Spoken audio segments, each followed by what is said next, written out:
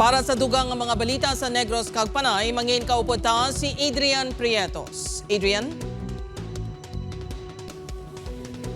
Maraming salamat, George, mga kapuso. Bangkay sa 17 anyos nga dalagita nga nakagapos kag wala sang paidalong mapanapton na sapwan sa Bacolod City. Yaring balita nga gintutukan ni Iring Pedreso. Nagpalanindog ang balahibo sa tricycle driver nga si Santi sa makita ng isa ka bangkay isang babayi sa reclamation area sa Barangay 12, Bacolod City, kapon sang hapon. Ipag-lagtaw na mo sa punto to isa, ililigay kung bahay kung laki. Daga ko din pagwa simple kinulbaan mo ko gapa sa gamuna ng busis. Nakumpirmar sa mga tricycle driver nga babayi ang bangkay. Gilayon nga ginpadulungan sa kapulisan ang lugar.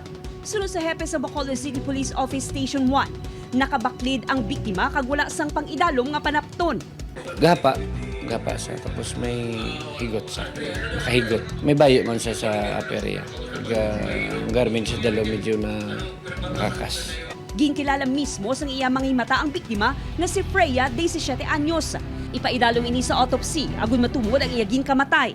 Apang sunod sa kapulisan, posible ginkastigo ang dalagita tubtob mapatay bangod sa mga pilas kag mga hanog sa kalawasan.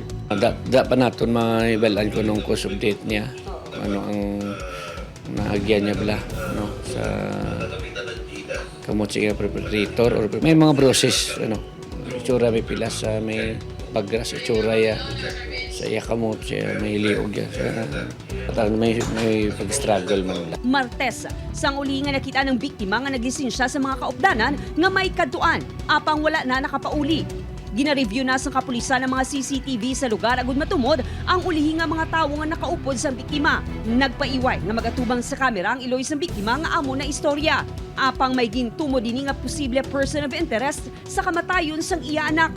Samtang, ginakondenar naman ni Bacolod City Mayor Greg Gasataya ang natabo sa dalagita.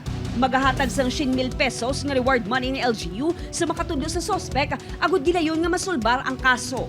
Upod kay Reynald Castillo, Eileen Pedreso, 1 Western Visayas.